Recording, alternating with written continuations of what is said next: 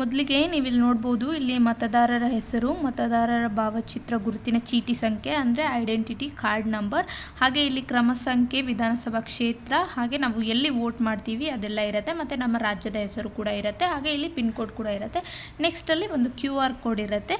ಅದ್ರ ನೆಕ್ಸ್ಟಲ್ಲಿ ಬಂದುಬಿಟ್ಟು ನಿಮ್ಮ ಭಾವಚಿತ್ರ ಅಂದರೆ ನಿಮ್ಮ ಫೋಟೋ ಇರುತ್ತೆ. ಇನ್ ಕೇಸ್ ನಿಮಗೆ ಈ ಫೋಟೋ ಬೇಡ, ಹೊಸ ಫೋಟೋ ಬೇಕು ಅಂದರೆ ನೀವು ನಿಮ್ಮ ಹೊಸ ಫೋಟೋನ ಇಲ್ಲಿ ಪಾಸ್ಪೋರ್ಟ್ ಸೈಜಲ್ಲಿ ಅಂಟಿಸ್ಬೋದು, ಅಂದರೆ ಪೇಸ್ಟ್ ಮಾಡ್ಬೋದು. ಸೊ ನೆಕ್ಸ್ಟ್ ಮೇನ್ ಬಂದುಬಿಟ್ಟು ಇಲ್ಲಿ ನೀವು 2002ನೇ ಇಸ್ವಿಲಿ ನಿಮ್ಮದು ವೋಟರ್ ID ಇದೆ ಅಂದರೆ ನೀವು ನಿಮ್ಮ ಡೀಟೇಲ್ಸ್ನ ಈ ಬಾಕ್ಸಲ್ಲಿ ಅಂದರೆ ಲೆಫ್ಟ್ ಸೈಡಲ್ಲಿರೋ ಬಾಕ್ಸಲ್ಲಿ ಫಿಲ್ ಮಾಡಬೇಕಾಗತ್ತೆ. ಇನ್ ಕೇಸ್ ನಿಮಗೆ 2002ನೇ ಇಸ್ವಿಯಲ್ಲಿ ವೋಟರ್ ID ಇಲ್ಲ ಅಂದರೆ ನಿಮ್ಮ ಡೀಟೇಲ್ನ ಈ ಬಾಕ್ಸಲ್ಲಿ ರೈಟ್ ಸೈಡಲ್ಲಿರೋ ಬಾಕ್ಸಲ್ಲಿ ಫಿಲ್ ಮಾಡಬೇಕಾಗತ್ತೆ. ಇದನ್ನು ನೆಕ್ಸ್ಟ್ ವೀಡಿಯೋದಲ್ಲಿ ಹೇಳ್ಕೊಡ್ತೀನಿ. ನಾನಿವಾಗ ನಮ್ಮ ಮಾವ ಅವರ SIR ಫಾರ್ಮ್ನ ಫಿಲ್ ಮಾಡ್ತಾ ಇದ್ದೀನಿ. ಫಸ್ಟ್ನೇದಾಗಿ ಇಲ್ಲಿ ಮತದಾರರ ಹೆಸರು ನಾವಿವಾಗ XYZ ಅಂತ ಇಟ್ಕೊಳ್ಳೋಣ. ಇನ್ನು ಸೆಕೆಂಡ್ ಬಂದುಬಿಟ್ಟು XYZ ಅವರ ಗುರುತಿನ ಚೀಟಿ ಸಂಖ್ಯೆ ಲಭ್ಯವಿದ್ದಲ್ಲಿ ಅಂದಿದ್ದಾರೆ. ನಮ್ಮ ಹತ್ರ ಇದ್ದರೆ ಅದನ್ನ ನಾವು ಮೆನ್ಷನ್ ಮಾಡ್ಬೋದು, ಇಲ್ಲಾಂದರೆ ಹಾಗೆ ಬಿಡ್ಬೋದು. ನಾನು ಆವಾಗಲೇ ಹೇಳೋ ಹಾಗೆ BLO ಅವ್ರ ಹತ್ರ ನಾವು ಒಂದು ಫೋಟೋ ತೊಗೊಂಡಿರ್ತೀವಲ್ಲ, ಅಲ್ಲಿ 2002ನೇ ಇಸ್ವಿಯಲ್ಲಿ ಈ ಸಂಖ್ಯೆ ಏನಿತ್ತು ಅಂತ ಇದೆ, ಅದನ್ನ ನೀವಿಲ್ಲಿ ಮೆನ್ಷನ್ ಮಾಡಬೇಕು. ಮೂರನೇದಾಗಿ ಸಂಬಂಧಿಯ ಹೆಸರು, ಇಲ್ಲಿ ನಾನು ನಮ್ಮ ಮಾವನವ್ರ ಅಪ್ಪನ ಹೆಸರು ಬರಿತಾ ಇದ್ದೀನಿ, ಇಲ್ಲ ABC ಅಂತ ಇಟ್ಕೊಳ್ಳೋಣ. ಸೊ ಅವ್ರಿಗೆ ಅವ್ರ ಜೊತೆ ಸಂಬಂಧ ಏನು, ಅವ್ರ ತಂದೆ ಆಗಬೇಕು, ತಂದೆ ಅಂತ ಬರೆದಿದ್ದೀನಿ. ಇಲ್ಲಿ ಜಿಲ್ಲೆ ನಮ್ಮದು ಬೆಂಗಳೂರು ಗ್ರಾಮಾಂತರ ಜಿಲ್ಲೆನ ಬರ್ತಿದ್ದೀನಿ. ಹಾಗೆ ರಾಜ್ಯ ಬಂದ್ಬಿಟ್ಟು ಕರ್ನಾಟಕ ಅಂತ ಬರ್ತಿದ್ದೀನಿ. ವಿಧಾನಸಭಾ ಕ್ಷೇತ್ರದ ಹೆಸರು ನಮ್ಮದು ದೇವನಹಳ್ಳಿ ಅಂತ ಬರ್ತಿದ್ದೀನಿ. ಹಾಗೆ ವಿಧಾನಸಭಾ ಕ್ಷೇತ್ರದ ಸಂಖ್ಯೆ ಮತ್ತು ಹೆಸರು ಕೇಳಿದ್ದಾರೆ. ಇಲ್ಲಿ 98 ಬಂದುಬಿಟ್ಟು ನಮ್ಮ ಸಂಖ್ಯೆ, ಹಾಗೆ ದೇವನಹಳ್ಳಿ ಮತ್ತು ವಿಧಾನಸಭಾ ಕ್ಷೇತ್ರ. ಭಾಗ ಸಂಖ್ಯೆ ಇದನ್ನು ನಮ್ಮ BLO ಅವರು ನಮಗೆ ಮುಂಚೆನೇ ಹೇಳಿ ಹೋಗಿದ್ರು. ಸೊ ಇದು 2002ನೇ ಇಸ್ವಿಯಲ್ಲಿರೋ ಭಾಗ ಸಂಖ್ಯೆ. ಇವಾಗ ಭಾಗ ಸಂಖ್ಯೆ ಚೇಂಜ್ ಆಗಿರುತ್ತೆ. ಸೊ ನೀವಿಲ್ಲಿ ಹಳೆ ಭಾಗ ಸಂಖ್ಯೆನೇ ಬರೀಬೇಕು, ಹಾಗೆ ಹಳೆ ಕ್ರಮ ಸಂಖ್ಯೆಯನ್ನೇ ಬರೆಯಬೇಕು. ಸೊ ನೆಕ್ಸ್ಟ್ ಕಾಲಮಲ್ಲಿ ಬಂದುಬಿಟ್ಟು ಜನ್ಮ ದಿನಾಂಕ. ಇಲ್ಲಿ ನಿಮ್ಮ ಜನ್ಮ ದಿನಾಂಕ ಏನಿದೆ ನೀವು ಅದನ್ನ ಮೆನ್ಷನ್ ಮಾಡಬೇಕು.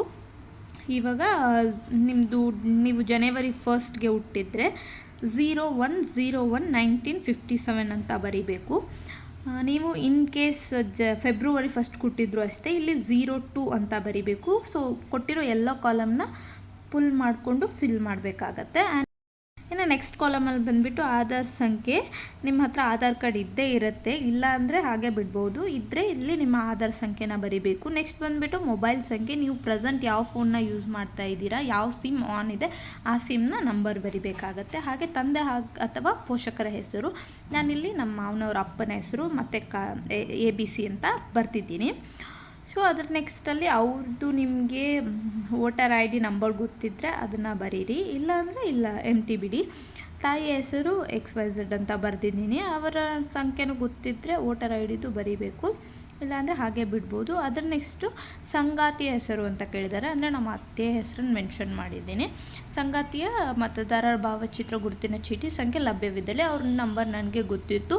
ಇದು ಕೂಡ ಅಷ್ಟೇ 2002ನೇ ಇಸ್ವಿಯ ಪ್ರಕಾರ ಯಾವ ಥರ ಇದೆ ಅದನ್ನು ಬರಿಬೇಕಾಗತ್ತೆ. ಗೊತ್ತಿದ್ದರೆ, ಗೊತ್ತಿಲ್ಲ ಅಂದರೆ ಈ ಕಾಲಮ್ ಕೂಡ ಖಾಲಿ ಬಿಡ್ಬೋದು. ಅದಾದಮೇಲೆ ಇಲ್ಲಿ ನಮ್ಮ ಮಾವನವ್ರದ್ದು ಒಂದು ಸಿಗ್ನೇಚರ್ ಮಾಡಿಸ್ಬೇಕು ಅಷ್ಟೇ. ಇಲ್ಲಿ ನೀವು ಯಾರು ಬರೆದು ಅಪ್ಲಿಕೇಶನ್ ಯಾರ್ದಿದೆಯಲ್ಲ ಅವ್ರದ್ದೊಂದು ಸಿಗ್ನೇಚರ್ ಹಾಕ್ಸಿದ್ರೆ ಇಲ್ಲಿ BLO ಒಂದು ಸಿಗ್ನೇಚರ್ ಹಾಕ್ತಾರೆ. ಇಷ್ಟೇ ಈ ಮಾಹಿತಿ.